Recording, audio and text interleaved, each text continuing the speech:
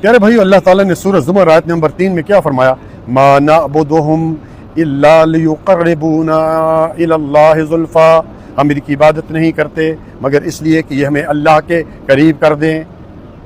اللہ ساڈی سندا نہیں، انہاں دی موڑدا نہیں، ساڈی انہاں دے اگے، انہاں دی اللہ دے اگے۔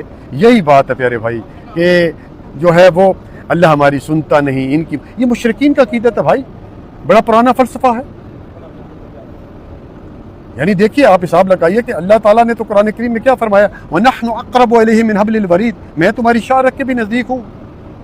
اور دوسری جگہ فرمایا آیت نمبر 186 سورۃ بقرہ میں وَإِذَا سَأَلَكَ عِبَادِي عَنِّي فَإِنِّي قَرِيبٌ أُجِيبُ دَعْوَةَ الدَّاعِ إِذَا دَعَانِ فَلْيَسْتَجِيبُوا لِي وَلْيُؤْمِنُوا بِي لَعَلَّهُمْ يَرْشُدُونَ، کہ اے پیغمبر اگر میرے بارے میں پوچھیں یعنی کہ اللہ تعالیٰ کہاں ہے تو انہیں بتا دیے فإنی قریب، ان کے قریب ہوں۔ اور کتنا قریب ہوں؟ اجیب دعوت الداعی اذا دعان، اس کے اتنا قریب ہوں کہ ہر پکانے والے کی پکار کو سنتا ہوں، اور صرف سنتا ہوں نہیں بلکہ ان کا جو ہے وہ جواب بھی دیتا ہوں۔